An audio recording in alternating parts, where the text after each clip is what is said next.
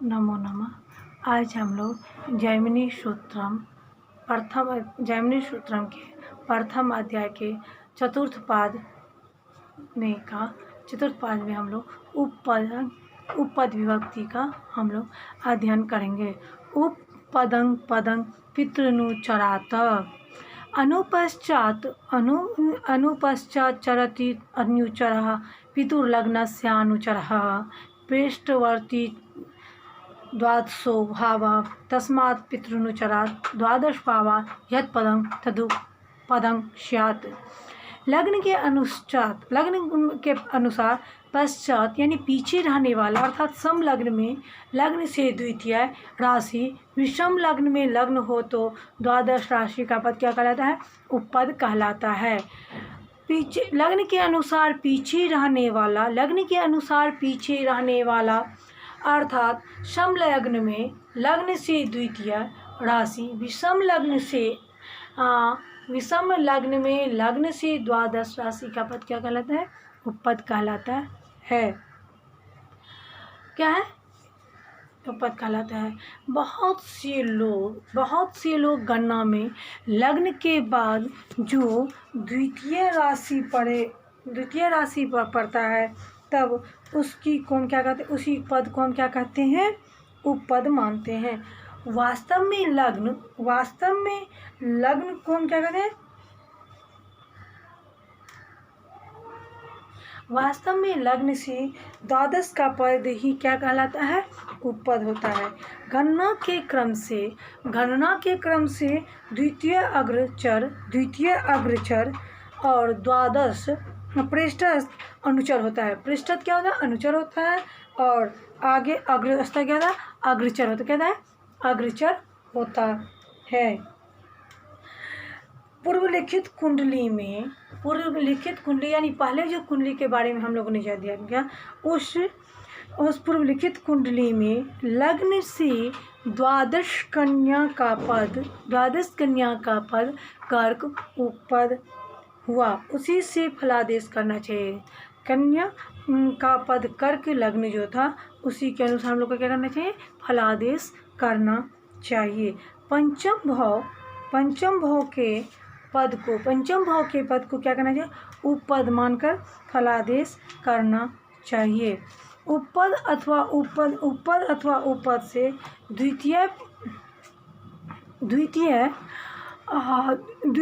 पाप ग्रह की राशि हो, वह पाप ग्रह से युक्त हो तो संन्यास ग्रहण करना चाहिए। संन्यास ग्रहण करें अथवा स्त्री का नाश क्या होता है? स्त्री का नाश होता है। स्त्री का क्या होता है? नाश होता है। क्या होता है? स्त्री का नाश होता है। रवि पाप ग्रह नहीं होता। रवि जो है वो क्या होता है? पाप ग्रह नहीं होता है। उपपद या द्वितीय में पाप ग्रह रहने पर क्या होता है? रहने पर भी यदि शुभ ग्रहों की दृष्टि हो तो संन्यास व स्त्री नाश नहीं होता है।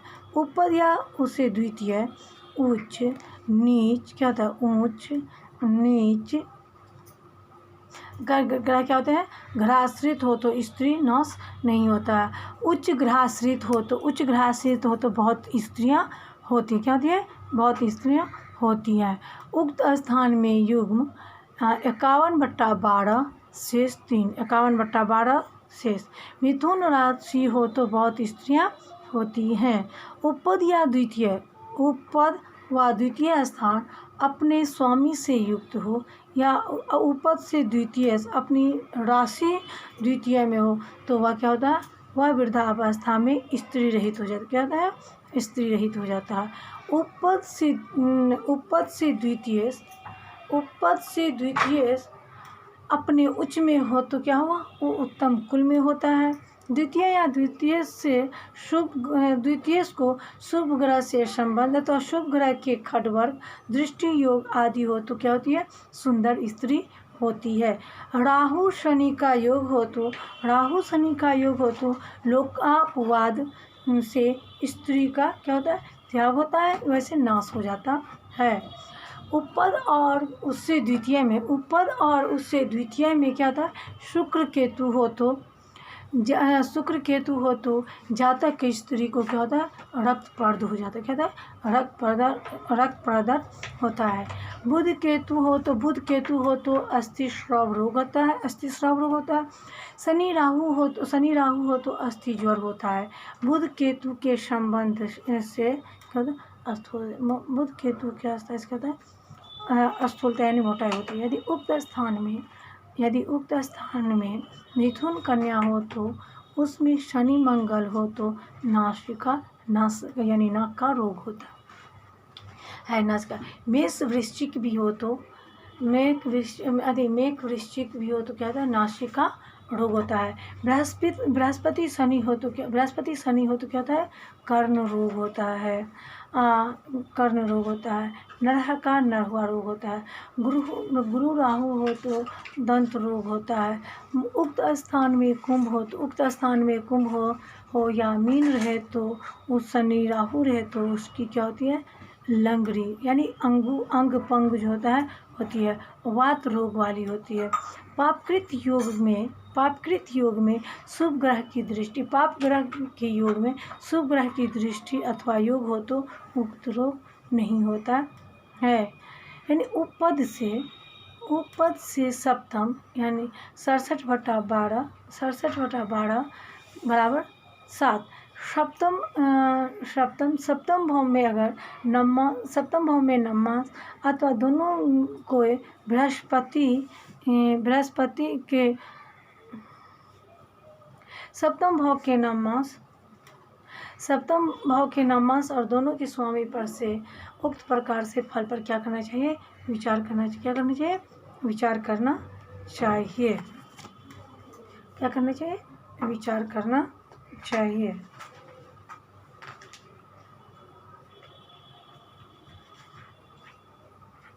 उपपद से अथवा उपपद से सप्तमांश ग्रह से नवम ग्रह में बुध शनि शुक्र हो तो क्या करना चाहिए हमें, नवम में यदि रवि राहु बृहस्पति हो तो बहुत पुत्र होते हैं, चंद्रमा हो तो एक पुत्र होता है। नवम भाव में अपत्य कारक अपत्य बाधक दोनों ग्रह क्या होते हैं, दोनों ग्रह मिले हो तो विलंब से क्या होता है, पुत्र होता है, क्या होता है, वो विलंब से होता है। नवम स्थान में मंगल शनि हो तो दत्तक पुत्र होता है। नवम में विषम राशि में हो तो बहुत पुत्र, सम राशि में हो तो अल्प पुत्र होता है। जिस प्रकार उपपद उससे सप्तम जिस प्रकार उपपद या उससे सप्तम और उनके नवमांश और उनके स्वामी के नवम भाव से विचार किया गया है, उसी प्रकार से जन्म के क्रम के पद उपदेश या उपद से नवम भाव नवमांशपति से भी विचार करना चाहिए। पंचम शब्द से सर्वत्र नवम शब्द भाव का ग्रहण करना चाहिए। पंचम भाव शब्द से क्या, नवम भाव का ग्रहण करना चाहिए। यहाँ पुत्र भाव विचार के प्रकरण को देखकर कितने जो है ऋषियों के द्वारा भाव ग्रहण किया गया है। ग्रंथकार की प्रतिज्ञा से विरोध होने के कारण ऐसा प्रतीत होता है कि नवम भाव से भी पुत्र संबंधी विचार स्पष्ट किया हो सकता है। नवम भाव पुत्र भाव से क्या होता है, पंचम होता है, इसलिए पुत्र संतान का शुभ फल नवम भाव के अनुसार ही होता है। जिसको पौत्र होने का योग होगा उसको पुत्र अवश्य होता है, उसको पुत्र अवश्य होगा, क्योंकि बिना पुत्र के पौत्र को हो ही नहीं सकता है। इसलिए नवम भाव के शुभ होने से पुत्र होना स्वयं सिद्ध है। भ्रातृ स्थान में शनि, 11-3 में शनि, राहु हो तो भय का नाश होता है, शुक्र हो तो अपने से व्यवहित अर्थात पूर्व और पश्चात गर्भ का नाश होता है। लग्न से अष्टम में शुक्र की दृष्टि रहने से भी व्यवहित गर्भ का नाश समझना चाहिए। मंगल बृहस्पति चंद्र बुध हो तो बहुत भय वाला क्या होता है, बहुत भय वाला होता है। शनि और मंगल की दृष्टि हो तो यथाकर्म भय अर्थात 11 में बड़े भय, 3 में छोटे भाई का क्या होता है, नाश होता है। केवल शनि की दृष्टि हो तो केवल अपने आप बचता है।